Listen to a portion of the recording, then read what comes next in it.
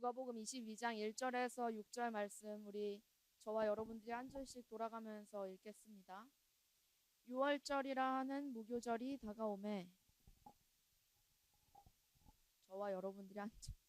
제가 잘못 읽었나요? 아니죠.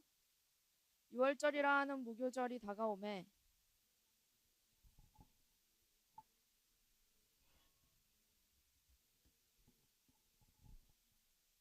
열둘 중에 하나인 가룟이라 부르는 유다에게 사탄이 들어가니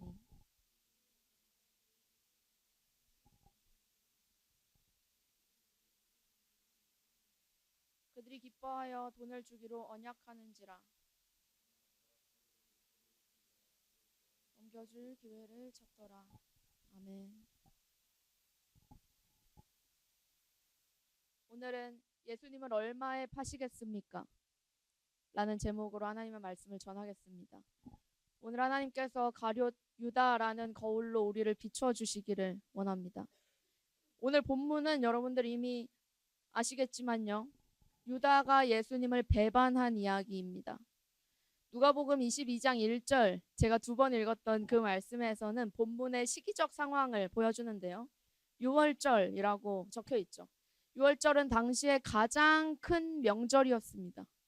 출애굽기에 보면 6월절에 엄청난 의미가 들어있지만 우리는 오늘 보진 않고요. 아무튼 6월절은 당시에 가장 큰 명절이었습니다. 예수님께서는 제자들에게 6월절을 준비하게 하시는데요. 우리가 왜 설날을 준비하죠. 추석을 준비하죠. 물론 부모님이 여러분들한테 설날을 준비하게 하시진 않으시죠. 부모님께서 준비하시죠. 아무튼 지금 이 상황은 예수님께서 제자들에게 6월절을 준비시키시는데 어떻게 준비시키시는가? 명절에 여러분 뭘 하시죠? 세배. 그리고 뭘 먹죠? 뭘 많이 먹죠? 이 당시에 명절에서도 뭔가를 먹었습니다. 그리고 한 가지 특이한 점은 모두가 이제 중심지 예루살렘으로 모여서 이 6월절을 보냈습니다. 그래서 첫 번째는 객실을 준비해야 했고 두 번째는 함께 먹어야 했죠. 22장 8절 우리가 읽었던 본문의 바로 다음 내용이 바로 6월절을 준비하다입니다. 그래서 예수님께서 베드로와 요한을 보내시면서 말씀하세요. 가서 우리를 위해서 6월절을 준비하여 우리로 먹게 하라. 가서 우리를 위하여 6월절을 준비해서 우리가 함께 먹을 수 있도록 해라. 제자들이 물어봅니다. 주님 어디서 준비하기를 원하십니까? 주님께서 말씀하시죠. 보라, 너희가 저 성 안으로 들어가면 물 한 동이를 가지고 가는 사람을 만날 건데 그러면 그가 들어가는 집으로 따라 들어가서 그 집의 주인한테 말해라. 이르되 선생님이 네가 하는 말씀이 내가 내 제자들과 함께 6월절 먹을 객실이 어디 있느냐고 그 집 주인한테 말하라는 거예요. 그리하면 그가 마련한 큰 다락방을 보이리니 우리가 거기서 머물 것이다. 거기서 준비해라. 제자들이 나가서 그 말씀대로 6월절을 준비합니다. 여러분 그러면 이 준비는 누가 준비한 것입니까?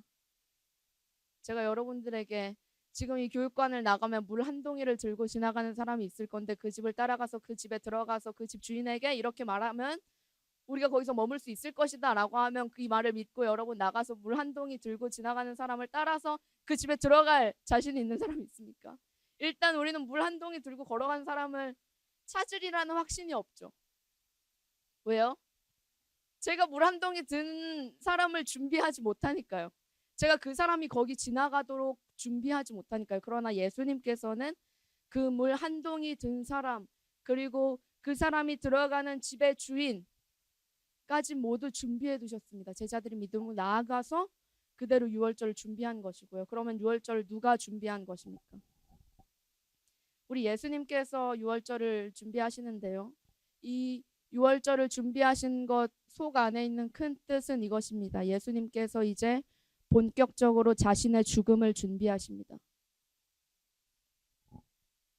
우리의 구원으로 도착하는 이 모든 예수님의 구원의 역사와 하나님의 섭리 가운데 지금 기록된 성경대로 모든 것이 이루어지고 있고 예수님께서 자신의 죽음을 향해서 하나씩 모든 것을 준비하고 계십니다. 예수님께서 유월절을 준비하신 것은 즐거운 명절을 제자들과 함께 보내기 위해서가 아니라 성경에 기록된 대로 어린 양으로 십자가에서 죽으시기 위하여 지금 그 길을 걷기 시작하신 것이고, 이 모든 것을 예수님께서 마지못해 끌려가신 것이 아니라 준비하셔서 당당하게 그 죽음의 길을 걷기 시작하셨다는 겁니다. 그리고 이 유월절을 준비를 제자들이 했겠죠. 그 다음에 무슨 일이 일어날까요? 아주 상식적으로 14절에서 준비한 걸 이제 먹어야죠. 이제 명절을 보내야죠. 그 유명한 마지막 만찬이 등장합니다. 15절입니다. 성경을 보시면 이르시되 내가 고난받기 전에 너희와 함께 이 유월절을 먹기를 원하고 또 원했다. 내가 고난받기 전에, 내가 십자가에서 죽기 전에 내가 너희랑 같이 식사하기 원했다. 그리고 빵과 포도주를 나눠주시면서 이렇게 말씀하십니다. 빵을 찢으시면서 자기의 몸이 그렇게 찢기실 것을 생각하시면서 이것은 내 몸이니 너희가 내가 죽고 나서도 이 빵과 포도주를 먹으면서 나를 기념해라. 나를 기억해라. 포도주를 나눠주시면서 이것은 내가 흘리게 될 나의 피의 상징이니 너희가 내가 죽고 나서도 이것을 마시면서 나를 기념해라. 교회에 주신 선물이죠. 우리가 예수님을 까먹고 살다가도 주님의 성찬에 참여하면서 주님의 죽음의 모든 의미를 깨닫게 되죠. 예수님은 이제 본격적으로 자신의 죽음을 모두 아시고 또 준비하십니다. 그리고 감람산에서 이 마지막 만찬의 다음에는요, 감람산에서 이제 마지막으로 기도하시는데 어떻게 기도하시냐면 땀이 마치 땅에 떨어지는 핏방울처럼 되도록. 땀이 어떻게 핏방울처럼 떨어질까요? 성경의 표현에 따르면 힘쓰고 애써 간절히 기도하시고 곧바로 잡히십니다. 극에 달한 사람들의 죄악은 결국 예수님을 십자가에 매달아 죽이는 데 이르죠. 모든 인류의 죄악의 절정, 우리 죄악의 하이라이트가 여기에 있습니다. 이 모든 일 앞에 오늘의 본문, 가룟 유다가 예수님을 배신한 오늘의 본문이 있는 것입니다. 여러분, 그러면 유다는 누구일까요? 유다는 누구입니까? 첫째로 우리가 모두 아는 첫 번째 사실, 유다는 예수님의 제자였습니다. 12제자 중 하나였죠. 유다는 3년간 예수님 곁에서 예수님을 따라다니면서 보고 배우고 함께 먹고 함께 잤고 이 모든 일을 함께 했던 12제자 중에 하나였습니다. 심지어는요, 예수님께서 제자들에게 권능을 주시면서 내보내셨을 때 유다도 함께 그것을 받고 보내졌습니다. 유다는 설교했고 병든 사람들을 치료했고 또 귀신을 내쫓았습니다.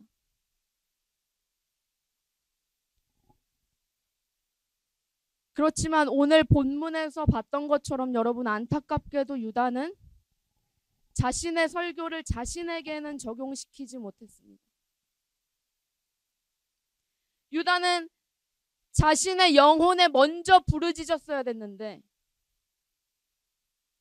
그러나 그는 정작 자기 자신은 듣지 못하는 설교를 했습니다. 여러분, 유다가 사람들을 고칠 때 사람들은 고침받았죠. 유다의 능력이 아니라 성령의 권능으로 했으니까요. 그렇지만 유다 자신은 유다 자신만은 고치지 못했습니다. 유다는 남들에게 다 귀신을 내쫓아주면서도 결국 마지막에 유다는 자기에게 들어오는 사탄을 그대로 받아들였습니다.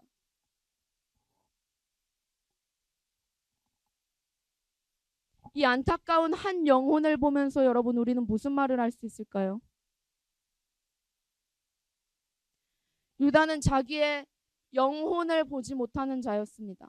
유다는 자기의 영혼을 돌아보지 못하는 자였습니다. 여러분, 그렇다면 우리는 어떤 자입니까? 우리가 예수의 이름으로 살아가죠. 여러분, 정말 예수의 이름으로 살아가고 계십니까? 유다는 예수님의 제자였고 심지어는 12 중에 하나였습니다.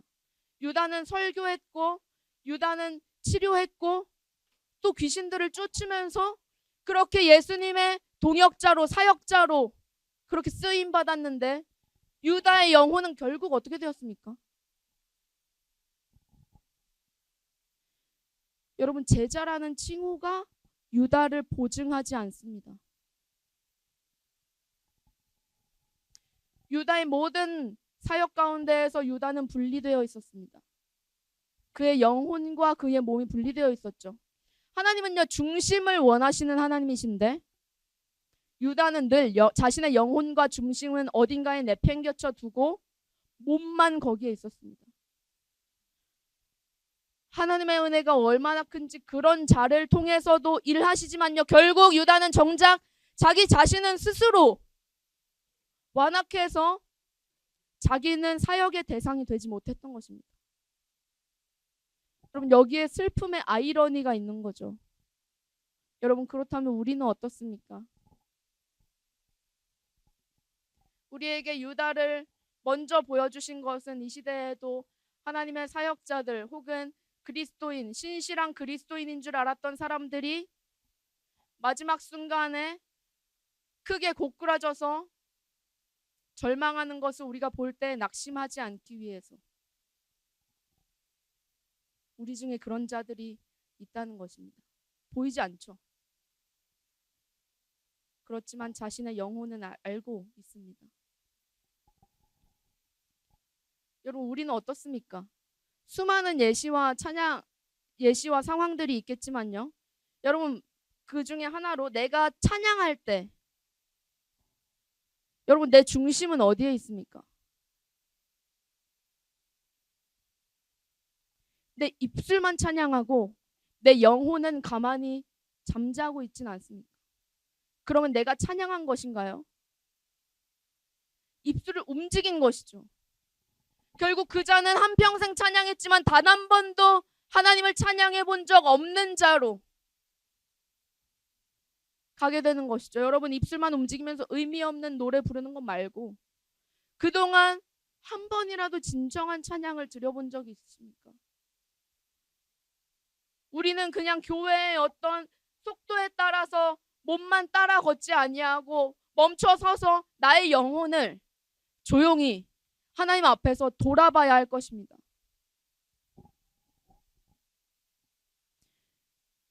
여러분이 계속 교회 생활을 하다 보면 교회를 섬길 자리들이 주어지게 되는데요. 누군가는 이제 리더로, 누군가는 찬양팀으로, 또 청년이 되면 누군가는 교사로 교회를 섬깁니다. 여러분들의 이 말씀을 어린 아이들에게 가르쳐주는 자리에 서게 됩니다. 교회 생활을 하다 보면 여러분이 늘 교회에 있었고 선생님들이 가르쳤고 늘 있었으니까 여러분들한테도 그런 자리를 맡긴다고. 여러분, 청년이 되면 교사로, 또 더 나이가 들면 집사로, 교회 직분자로 섬기게 됩니다. 여러분들이 교회에 있으면요.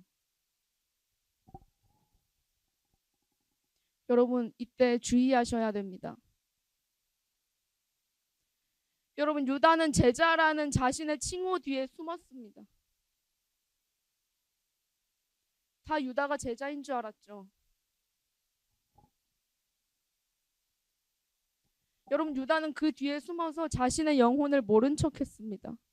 그는 한평생 교회 생활만 했다고요. 여러분, 그 제자의 자리가 구원의 이유가 되지 않는다는 말이에요. 여러분, 절대 안심하시면 안 돼요. 여러분이 교회를 어떻게 섬기고 있고 그것이 얼마나 재밌고 뿌듯하고 여러분, 그건 여러분의 구원과 상관없는 것이라고요. 교회에서 우리의 자리, 직분, 공로, 역할, 혹은 교회에 다녔던 내 몇십 년 동안의 기간일지라도 그것은 우리를 구원해 주지 못하며 그것은 우리의 보증이 되지 않습니다. 유다는 12제자 중 한 명이었다고. 때로는 그것들이 되려 우리의 눈을 가리게 될지도 모릅니다. 아예 티나게 잃어버린 양의 자리에 있으면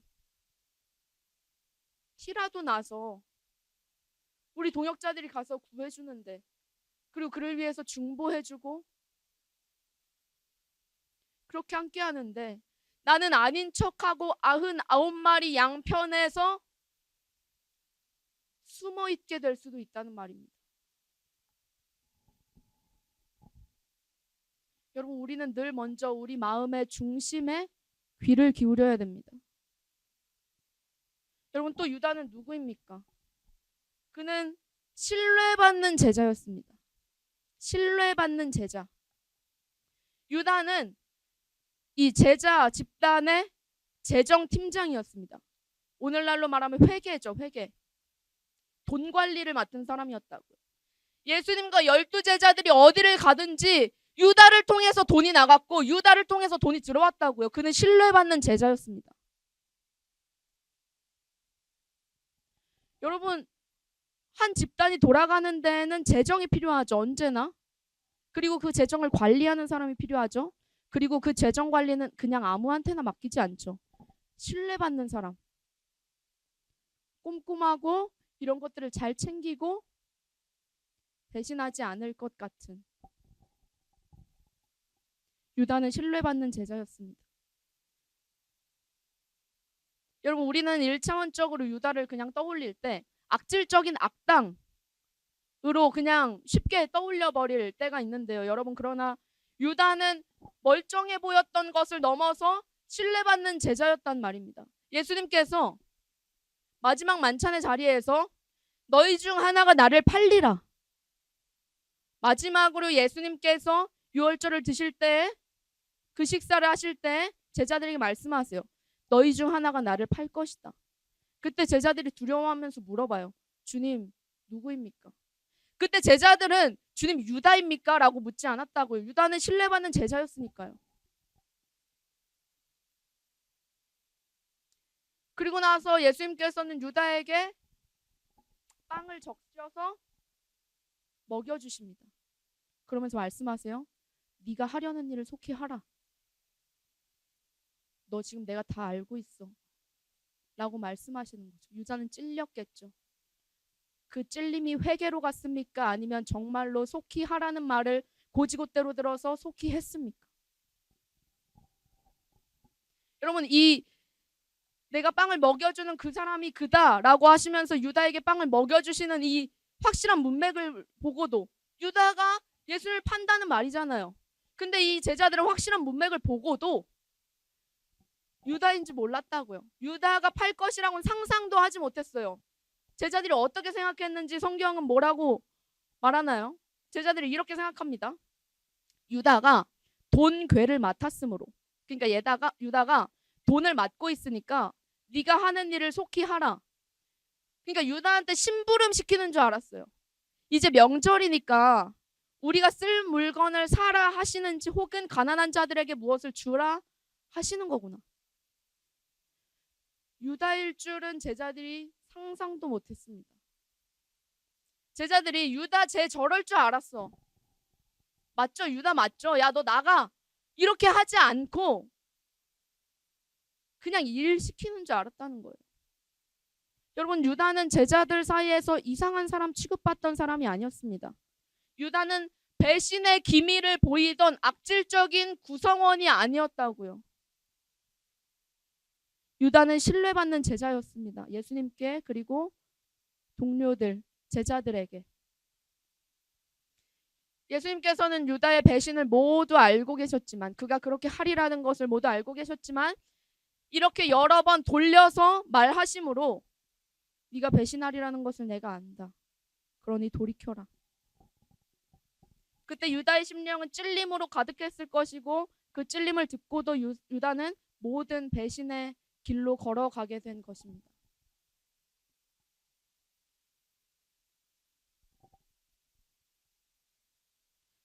예수님은 유다가 앞장서서 체포조를 끌고 자기에게 왔을 때 유다가 앞장서서 체포조를 모두 데리고 예수님이 있는 곳으로 왔어요. 그리고 말하죠. 내가 입 맞추는 사람이 예수야. 와서 예수님께 말합니다. 라피어 안녕하시옵니까?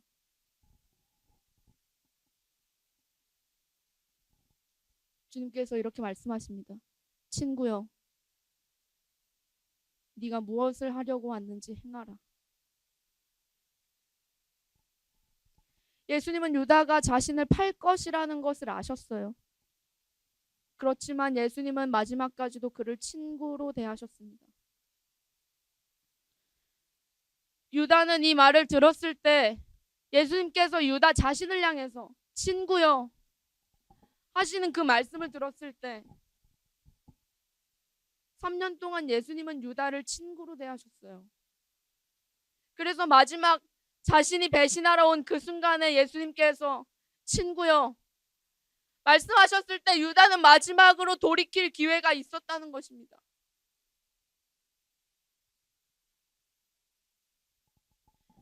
유다는 그 호칭을 들었을 때 무너져 내렸어야 했다고요. 아, 주님, 제가 무슨 일을 하는 것입니까? 주님, 제가 사실 주님을 팔려고 했습니다. 주님, 그런데 지금은 아닙니다. 주님, 주님께서 이렇게 마지막까지 저를 이렇게 대하시는데 주님, 제가 어찌 주님을 팔겠습니까? 하고 무작정 예수님의 옆에 섰었어야 했습니다.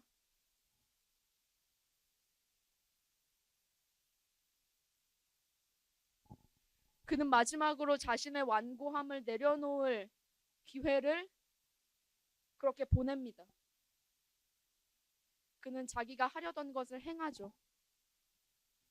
그가 처음부터 완악했기 때문인데요.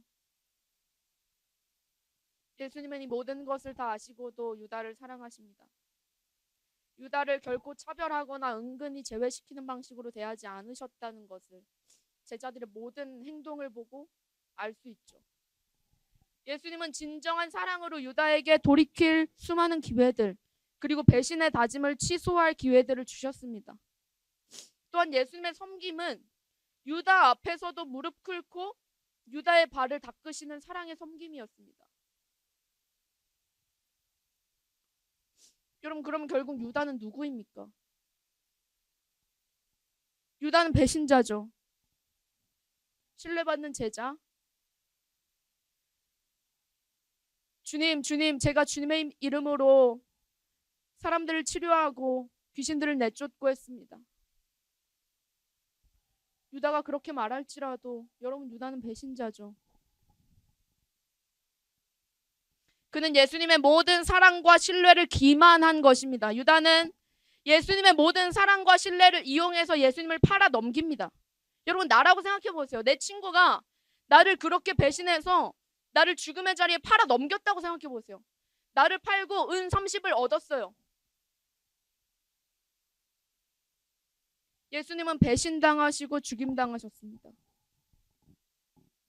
예수님께서 이 직전에 가르치셨던 말씀이 가장 먼저 예수님께 닥치게 된 것입니다.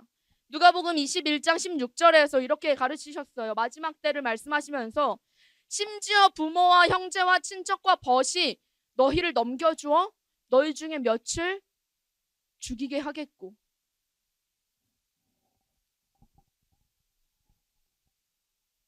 예수님께서 먼저 이것을 당하십니다. 예수님은 늘 우리의 고난을 먼저 당하십니다. 그래서 우리는 때로는 혼자 됐을 때 그리스도를 떠올리면서 그리스도가 혼자 되셨을 때를 묵상할 수 있는 것입니다. 우리는 외로울 때 외로우셨을 그리스도, 유다는 자신을 팔고 베드로는 자신을 3번 모른다 부인하고 12명 중 단 한 놈도 여기에 안 남고 다 도망간, 그러나 그들을 위해서 죽으신 그 예수님을 묵상할 수 있게 되는 것입니다. 여러분, 따라서 우리의 고난의 순간에, 우리가 살다 보면 고난의 순간들이 있죠. 여러분, 그때 그리스도께서 말씀하시는 것입니다. 내가 네 마음을 안다고요. 그리고 내가 너를 위해서 그 고난을 받았었다고요. 그리고 여전히 주님은 우리와 함께 하시며 우리를 체휼하십니다. 우리 중에 그러나 성경을 곰곰이 묵상하는 뉴스들은 이렇게 질문할지도 모르겠습니다. 전도사님, 그렇지만 유다가 하나님의 계획 안에서 그냥 악역을 맡은 건 아닌가요? 사실 유다가 하고 싶어서가 아니라 하나님의 섭리 안에서 그 역할을 맡았던 것 아닌가요? 하면서 유다를 불쌍히 여기시는 뉴스들이 있을 수 있겠습니다. 여러분, 그렇지만 예수님은 연극하신 것이 아닙니다. 유다를 그 자리에서 유다야, 네가 악역을 좀 맡아야겠다. 여러분, 예수님이 연극하셨습니까? 여러분, 유다는 악역이 아니라 악인이었던 것입니다. 그럼에도 왜 우리는 유다를 동정하죠? 우리가 유다와 같기 때문이에요. 내 모든 죄를 사실은 하나님께 탓하고 싶어서, 주님, 제가 그 죄를 버릴 수 있는 실력이 내가 없었고 내가 그 죄를 사랑해서 내가 그 죄로 걸어간 건데, 사실은 주님, 제가 걸어갈 수밖에 없게 하나님께서 만드신 거 아니에요? 라고 그 치명적인 한마디를 내뱉고 싶기 때문입니다. 예수님의 십자가를 위해서는 그래도 유다가 필요했던 것 아닙니까? 그래서 사실 유다는 쓰임받은 악역 맡은 의인은 아니었을까요?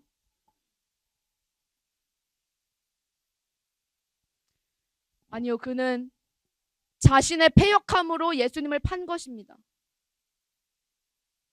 하나님은 절대 그 누구도 죄 지으라고 충동질하지 않으십니다. 하나님의 일을 이루시기 위해서 하나님께서 한 사람을 죄인으로 만드신다고요? 하나님께서 그렇게 한 사람의 영혼을 짓밟으시면서 자신의 일을 이루신다고요? 우리에게 어떻게 이런 논리가 성립됩니까? 유다가 없어서 하나님께서 자신의 일을 이루지 못하시는 게 아니죠. 유다는 스스로 패역했고 안악했고 스스로 악을 택한 것입니다. 그는 사탄을 그대로 받아들였고 선택했고 이익을 얻었습니다. 마태복음에서 유다는 대제사장들에게 직접 가서 내가 예수를 너희에게 넘겨주겠다고 말했죠. 그러면서 이렇게 묻습니다. 내가 예수를 너희에게 넘겨주리니 얼마를 주려느냐? 내가 너희한테 예수님 넘겨줄 건데 너 얼마 나한테 줄래? 내가 예수를 너희에게 넘겨주리니 얼마를 주려느냐? 여러분, 유다는 섭리의 피해자가 아니라 스스로 패역한 죄인이었던 것입니다. 여러분, 그렇다면 대체 유다에게 그리스도는 누구셨던 것입니까? 3년 반 동안 따라다니면서 배웠고 함께 먹고 자고 그 모든 기적들을 보면서, 친구요, 예수님께서 그렇게 보듬어 주셨고 심지어 유다의 앞에서 무릎 꿇고 유다 자신의 발을 씻겨주시는 예수님의 머리를 쳐다보고 있을 때, 여러분, 유다에게 예수님은 대체 누구셨던 것입니까?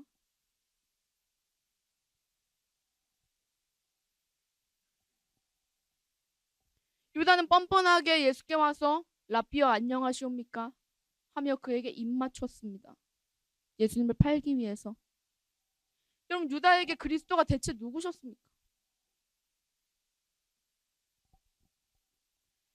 여러분, 예수님께서 베드로에게 질문하신 것처럼, 베드로야, 너는 나를 누구라 하느냐? 이 질문을 유다에게 하신다면 유다는 이렇게 대답할 것입니다. 얼마를 주려느냐? 예수님을 그렇게 보고 있었다고요, 유다는.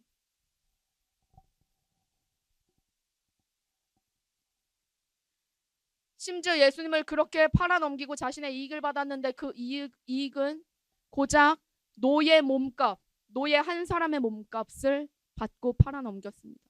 아주 저렴한 몸값. 여러분, 그러면 우리는 어떻습니까?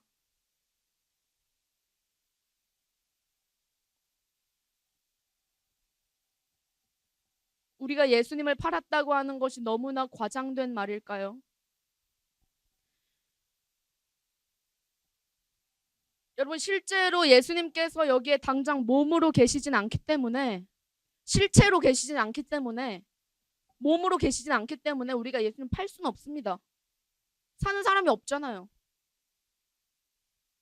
판다는 것은 무엇입니까? 나의 것을 주고 그의 것을 받는 것. 바꾸는 거죠. 돈과 물건을, 물건과 물건을, 유다는 돈과 예수님을 바꾼 것이죠. 우리는 따라서 우리의 방식대로 예수님을 팝니다. 예수님을 무언가와 바꿉니다. 판다는 말이 바꾼다는 말이잖아요. 우리는 예수님을 바꿉니다. 유다는 돈과 예수님을 바꿨고 우리는 시간과 예수님을 바꿉니다.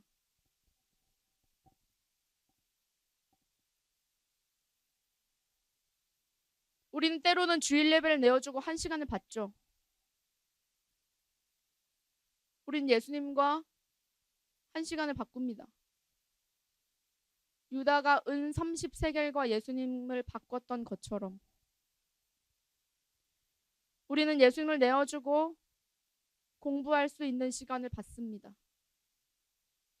우리는 예수님을 내어주고 친구들과 한번 놀 수 있는 우정을 얻습니다. 너무 과한 표현이라고요? 여러분 정말 과한 표현입니까? 여러분 우리가 여전히 찬양하죠. 나 무엇과도 주님을 바꾸지 않으리. 여러분 정말입니까? 여러분 정말 내가 무엇과도 주님을 바꾸지 않습니까?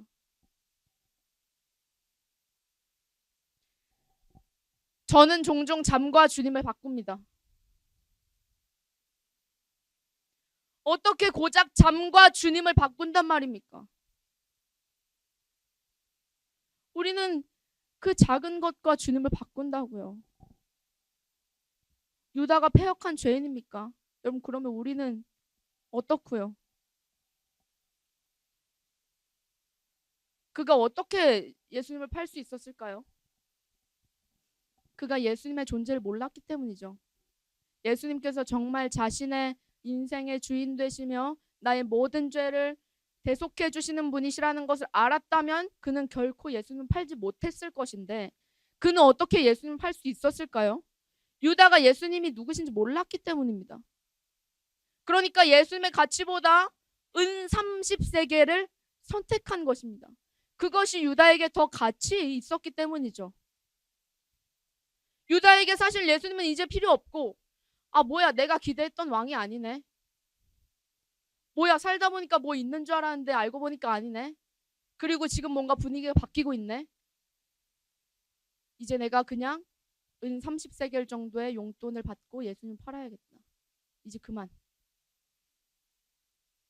이렇게 예수님을 바꿨단 말입니다. 여러분 우리는 어떻습니까?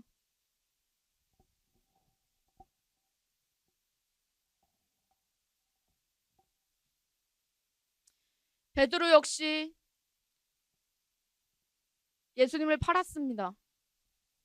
그는 예수님을 3번이나 자신의 목숨값과 바꿨습니다. 3번이나 예수님을 잠시 버려둔 것입니다. 그냥 잠깐만 예수님을 선택하지 않은 것이라고요.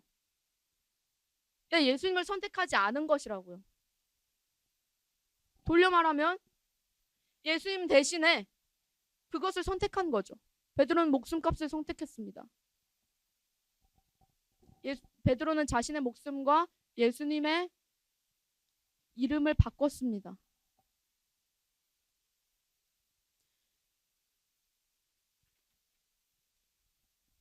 저는 지금 여러분한테 여러분의 모든 선택에 교회를 선택하라고 말하는 것이 아닙니다. 여러분 우리는 유다를 보면서 교회를 선택하면서도 교회에 있으면서도 결국 마지막에는 예수님을 선택하지 않은 것을 봤잖아요. 우리는 모든 순간에 교회를 선택해야 되는 게 아니에요. 유다는 오히려 교회로 숨었습니다. 제자들 그 한복판으로 숨었단 말입니다. 우리 역시 교회로 숨을 수 있습니다. 우리가 나의 중심은 모르고 늘 교회만 선택하면요. 그러나 우리는 교회가 아니라 예수님을 선택해야 된다고요. 여러분들의 인생 살면서 수요 예배, 금요 예배, 새벽 예배, 주일 예배 다 나오라고 하는 거 아닙니다. 그것을 나오는 것은 물론 믿음의 결단입니다. 정말로 실제적으로 내가 이 시간에 내 것을 내려두고 예배해야지. 그렇다면 그는 예수님을 선택한 것이죠. 그렇지만 수요 예배 마치고 집에 돌아가는 길에 또 다른 자신의 삶이 시작된다면요. 이제는 자기가 앉았던 그 자리에 예수님도 그대로 두고 다녀오겠습니다 하고 자신의 삶의 자리로 나아간다면요. 그리고 그의 인생은 예수님은 안 계시는 인생, 예수님을 단 한 번도 선택하지 않고 형제를 사랑해야 할 때, 무언가 포기해야 할 때 언제나 나의 이익 혹은 내가 그것을 포기하면서 나의 의로움을 얻거나. 여러분, 여러분들의 인생에 예수님이 어디 계십니까? 너희는 먹든지 마시든지 무엇을 하든지 다 그의 나라를 위하여 하라. 여러분, 이게 무슨 말입니까? 이 말이 먹든지 마시든지 무엇을 하든지 그의 영광을 위하여 하라는 이 말이 여러분 교회 오라는 말로 들리세요? 교회는 여러분들 일주일 동안 살면서 까먹었던 거 다시 기억하고 우리 같이 성도의 교제를 누리고 다시 위로받고 다시 다짐하고 다시 세상으로 나아가는 것입니다. 그때부터 시작된다고요. 세상으로 나아가서 나 혼자 아니 나 그리고 예수님 이렇게 같이 살면서 그 세상을 살아내는 거라고요. 여러분 공부할 때 예수님은 어디 계세요? 공부할 때 예수님은 어디 계세요? 공부할 땐 그 책과 내가 있죠. 그리고 앞에 선생님이 있죠. 그럼 예수님은 어디 계세요? 여러분 왜 공부하십니까? 먹든지 마시든지 무엇을 하든지 예수님의 영광, 그의 영광을 위하여 하라는 그 말이 대체 무슨 말입니까? 여러분 밥 먹을 때 식기도 왜 하세요? 때로는 습관, 때로는 그냥 교회 오면 앞에 사람이 하면 나도 하고, 때로는 나의 의로움 때문에. 여러분 그 식기도에 예수님은 어디 계세요? 여러분 정말로 그 밥을 먹을 때 예수님의 이름을 위해서 먹으십니까? 주님, 제가 이 하루 살면서 제게 이 한 끼가 필요합니다. 주님, 그리고 이것을 주신 분이 주님 당신이시라는 것을 믿습니다. 주님, 제가 이것을 먹고 더욱 힘내서 일어나서 또 오후를 살아갈 때, 저녁 시간 살아갈 때 주님, 제가 주님의 영광을 위해서 할 수 있도록 도와주십시오. 그리고 제가 밥을 먹는 것처럼 주님의 말씀을 이렇게 먹기 원합니다. 등등의 정말 진정한 중심의 고백이 여러분들 안에 있습니까? 먹든지 마시든지 무엇을 하든지. 여러분 친구와 놀 때 예수님은 어디 계십니까? 교회에 계시나요?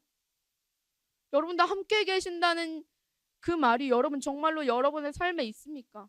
친구와 놀 때 어떻게 예수님이 같이 계세요? 라는 의문이 듭니까? 만일 내가 놀고 있는 그 친구가 그리스도를 모르는 친구라면 여러분 그리스도의 영광을 위해서 그 친구랑 노는 것입니다. 그래서 때로는 내가 놀고 싶지 않은 그 사람과도 놀 수 있어지는 거예요. 그 친구도 예수님을 알아야 되기 때문에. 여러분의 삶의 모든 이유가 예수님이 되어야 된다는 말이에요. 여러분 교회 꼬박꼬박 나오는 게 여러분 경건한 삶이 절대 아니고 그리스도인의 삶도 아니에요. 그냥 유다처럼 껍데기 그리고 12제자 그리고 마지막에는 12제자에서 퇴출되고 다른 제자가 그 자리를 앉게 된다고요.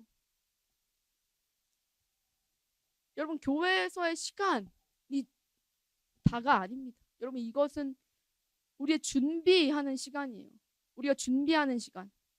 우리가 세상에 나가서 이렇게 살아야 되는 거였지. 맞아. 우리 이렇게 살자 하고 나가는 거라고요. 여러분들의 인생에 예수님이 어디 계십니까? 여러분들이 잠잘 때 예수님이 어디 계십니까? 주님, 제가 자는 동안 주님께서 제 머리털 하나도 상하게 하지 않으시고 낮 동안 있었던 모든 일 주님, 제가 자는 동안 잊게 해주실 것을 믿습니다. 주님, 그리고 제가 잠으로 말미암아 모든 에너지를 다시 얻고 주님, 내일은 다시 주님의 영광을 위해서 살기 원합니다. 그리고 또한 내가 하루 종일 주님의 힘이 아니라 내 힘대로 살았는데 이제는 내가 자는 동안에는 저의 모든 힘을 뺍니다. 이제 주님께서만 저를 지키실 수 있습니다. 하고 그렇게 무기력해지는 것 아닙니까? 여러분, 잠을 주님께 드려본 적 있으세요?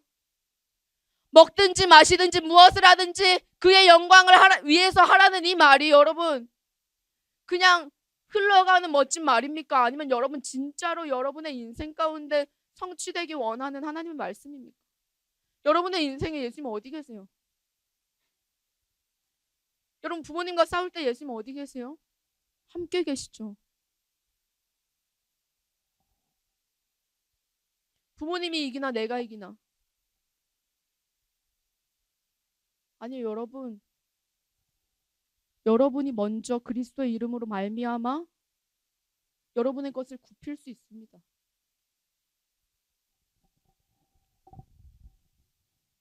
엄마가 저보다 더 신앙생활 오래 했는데 엄마가 먼저 굽히면 안 돼요?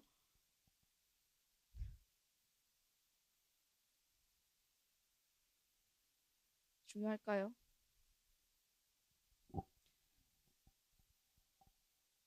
여러분, 유다도 베드로도 그리고 모든 제자들이 모두 십자가 앞에서 예수님을 배신했지만 왜 유다만 처량합니까? 왜 결국 유다만 내쫓겼죠? 왜 결국 유다는 아직까지도 배신자 소리를 듣고 왜 베드로는 여전히 존경받고 사랑받는 제자로 불리나요? 똑같이 예수님과 무언가를 바꿨는데 그것은 이들의 마지막 때문입니다. 유다는 예수를 팔아넘긴 후에 상황이 예상치 못하게 아니 어쩌면 뭐 예상했을 수도 있고요. 심각하게 돌아가는 것을 보고 정신이 듭니다. 그리고 유다가 후회해요. 그리고 유다는 자살합니다. 자기의 죄값을 자기가 지불하겠다고 유다 스스로 나선 것입니다. 죄값이 뭐죠? 그는 자기의 죄값을 그냥 자기의 영원한 사망으로 지불할 수 있을 뿐입니다. 그리고 그는 자기의 힘으로 죄값을 지불했어요. 그렇지만 베드로는 예수님께 돌아갑니다. 모든 배신의 끝에서 결국 처량하고 무기력하고 그냥 물고기 잡던 베드로, 그는 물고기 잡으면서 예수님을 떠올리면서 생각하면서 자신의 배신을 계속해서 떠올리면서 괴로워하고 있을 때 예수님께서 다가오셨죠. 그리고 베드로는 바다에 뛰어내려서 예수님께 달려갔죠. 베드로는 회개할 기회를 늘 붙잡았습니다. 이것이 유다와 베드로의 차이, 제자들과 유다의 차이, 그리고 필히 우리와 유다의 차이가 되어야 하는 것입니다. 유다는 그저 후회했고 베드로는 회개했다는 거예요. 유다의 후회는 회개가 아닙니다. 여러분, 후회는 회개가 아닙니다. 내가 잘못했어. 이제 제대로 살아야지. 이것은 회개가 아닙니다. 내가 잘못했어. 이제 다시 예수님께로 돌아가야지. 이것이 회개라는 말이에요. 회개는 돌이키는 것. 누구에게 돌이키는 거요? 내 행동을 돌이키는 것? 그것은 결과고요. 돌이키는 것. 예수님께로 돌이키는 것. 따라서 우리는 난 일주일 동안 사실 뭐 법에 위배되는 아무런 잘못은 하지 않았지만 예수님 생각도 하지 않고 살았을 때 우리는 그때 회개합니다. 아무 잘못도 안 했는데 왜 회개해요? 예수님께 돌아가야 하기 때문에 회개합니다. 주님의 구원을 받고도 주님의 십자가를 내 마음에 모시고도 여전히 이렇게 살아가는 저를 불쌍히 여겨주십시오. 여러분, 우리가 받은 것이 어떤 것인데 왜 우리는 이 십자가의 은혜와 부활의 소망을 모두 받고도 여전히 유다의 자리에서 여러 가지 것들과 예수님을 바꾸면서 살아갑니까? 왜 대체 예수님께서 우리 삶의 주인이 되시지 못하냐는 거예요.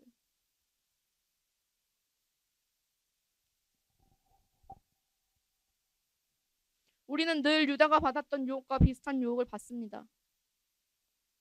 여러분, 예수님을 이제 무엇과 바꾸시겠습니까? 유다의 행동과 우리의 행동이 다를까요? 아니요.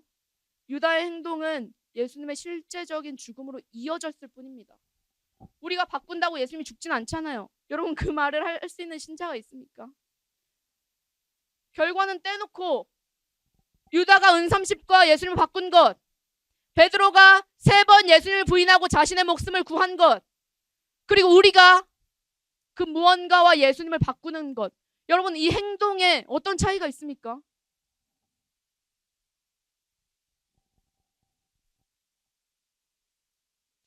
회개에는 2가지가 있죠. 첫 번째, 존재로서의 회개. 불신자가 신자가 되는 회개입니다. 그것은 인생에 단 한 번이죠. 전 이미 회개했는데요. 그리고 전 이미 예수님을 만났기 때문에 더 이상의 회개는 필요하지 않아요. 반은 맞고 반은 틀립니다. 한 번 회개했다면 그 사람은 하나님의 자녀입니다. 그렇지만 그 사람은 신자의 회개를 계속해서 해나가야 됩니다. 우리가 신자라도 여전히 옛 습관이 우리한테 있어서 계속 예수님 반대편으로 가려고 한단 말이에요. 여러분, 여러분들의 삶을 통해서 알고 있잖아요. 내가 예수님을 선택하지 않고 싶어 한다는 건, 나의 게으름, 당장 눈앞에 있는 바쁘게 돌아가는 상황, 그 모든 것들을 종합해서 결국 예수님 맨 뒤로 아니 수련회 때로. 여러분, 그건 3일 일정을 낸 거잖아요. 그거 말고 여러분, 이제는 더 높은 차원, 더 넓은 차원의 믿음으로 나가야 됩니다. 공급해주는 연료 말고 이제는 내가 예수님 앞에서 직접 연료를 공급받아야 된다고요. 이것이 어떻게 가능합니까? 여러분, 회개하십시오. 예수님께로 돌이키십시오. 주님, 제가 지금까지는 제 힘대로, 제 일정대로 그냥 사라지는 대로 살았는데요. 제가 다시 주님께 돌이키길 원합니다. 주님, 먹든지 마시든지 무엇을 하라고요? 주님, 그 말의 뜻이 참으로 무엇인지 모르겠지만 주님, 제가 그렇게 살기를 원합니다. 주님, 제게 알려주십시오.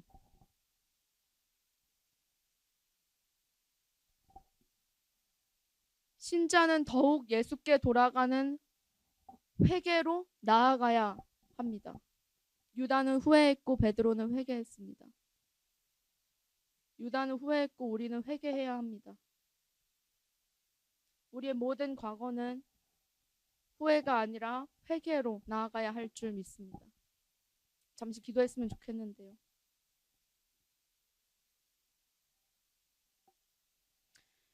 주님, 저는 이것과 주님을 바꿉니다. 주님, 저는 이것과 주님을 바꿉니다. 주님, 저는 잠과 주님을 바꿉니다. 주님, 저는 유튜브와 주님을 바꿉니다. 주님, 저는 릴스와 주님을 바꿉니다. 주님, 저는 저의 게으름과 주님을 바꿉니다. 주님, 저는 수학 문제집과 주님을 바꿉니다. 주님, 저는 친구와 주님을 바꿉니다. 저도 사실 주님을 모른 척합니다. 주님, 저는 저의 체면과 주님을 바꿉니다. 저는 재미와 주님을 바꿉니다. 저는 시간과 주님을 바꿉니다. 저는 멍때림과 주님을 바꿉니다. 전 사실 주님한테는 아무런 관심이 없습니다. 전 제 앞에 있는 제 인생에만 관심이 있습니다. 주님, 저는 사실 저에게는 바꿀 주님도 없습니다. 여러분, 이렇게 기도하십시오. 회개하십시오. 존재의 회개이든 불신자의 회개이든 신자의 회개이든 여러분 회개하셔야 됩니다. 주님께로 다시 돌이키셔야 됩니다. 여러분, 우리가 얼마나 연약한지, 우리의 믿음을 우리가 스스로 지킬 수 없다는 것 잘 아시잖아요. 여러분, 그런데 어찌 우리는 계속 우리의 힘으로 이 길을 걷겠다고 자신합니까? 자부합니까? 그리고 이 세상이 영원할 것처럼, 그리고 또한 내가 영원히 살 것처럼, 그리고 내가 이미 완벽한 신자인 것처럼 어찌 예수님 없이 살아간단 말입니까? 여러분, 언제 회개하실 거예요?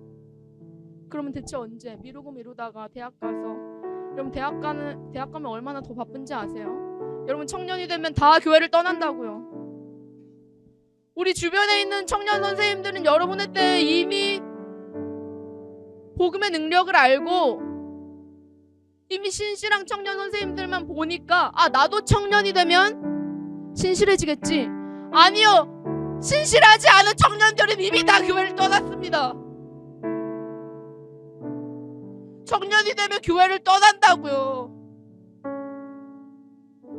여러분도 교회를 떠나게 될 거라고요.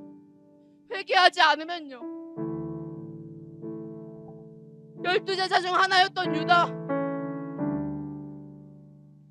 그 자리에 굳이 여러분이 서려고 하지 마십시오. 유다는 스스로 그 자리에 섰습니다. 여러분은 스스로 어떤 자리에 서실 생각이세요? 그러면 대학교 말고 대학 졸업하면, 취업하면, 그래, 내가 이때를 위해서 달려왔지. 좋은 대학 가려고 열심히 공부하고, 좋은 직장 가려고 좋은 대학 가고, 좋은 직장에 가면 이제 예수님을 믿으실 건가요? 그때 되면 이제 회개하실 건가요? 여러분, 좋은 직장에 가면 좋은 자리에 올라가기 위해서, 그 좋은 직장에 버티기 위해서 주일도 없이 일해야 되는 상황이 발생합니다. 여러분, 학생회 때가 가장 바쁘지 않아요. 좋은 직장에 가면 이제 거기에는 진짜 내가 먹고 사는 문제가 달려있다고요. 그때 여러분은 이제 돈과 예수님을 바꾸게 될 것입니다. 여러분의 명예와 예수님을 바꾸게 될 것입니다. 지금 공부의 차원과 예수님을 바꾸는 거랑은 차원이 다르게 여러분은 아주 통 크게 예수님을 바꾸게 될 것입니다. 한 달만, 1년만. 그리고 우리는 언제 회개하는 것입니까? 결혼하고 아이 낳으면요. 여러분, 한 아이를 이끌고 교회에 오는 것이 얼마나 큰 부모님들의 숙명입니까? 그럼 언제 예수님 믿고 회개하실 겁니까? 다 은퇴하면요? 노년에?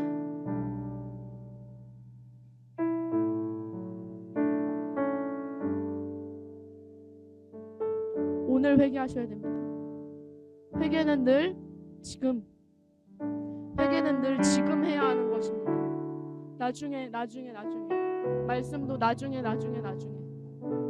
찬양하는 내 마음을 돌아보라고요? 나중에 일단은 지금 찬양해야 되잖아요. 아니, 그것을 멈추십시오. 그것이 여러분을 가린다면, 제자라는 칭호가 유다를 가렸다면 여러분을 가리고 있는 것은 무엇입니까? 그것을 멈추십시오. 지금 주님께 고백하세요. 나의 상태, 여러분의 상태를 하나님께서 여러분에게 알려주실 것입니다. 그것을 붙들고 기도하십시오. 주님, 제가 주님께로 다시 돌이킵니다. 제가 가장 뜨거웠던 때에 나를 다시 기억하고, 주님, 지금 미적지근한 저의 모든 마음을 주님께 드립니다. 여러분, 이렇게 주님께 다시 돌아가십시오. 주님은 여러분 기다리십니다. 친구요, 우리 시간 예수님께 나의 모든 상태를 그대로 내어드리며 잠시 기도하십시다.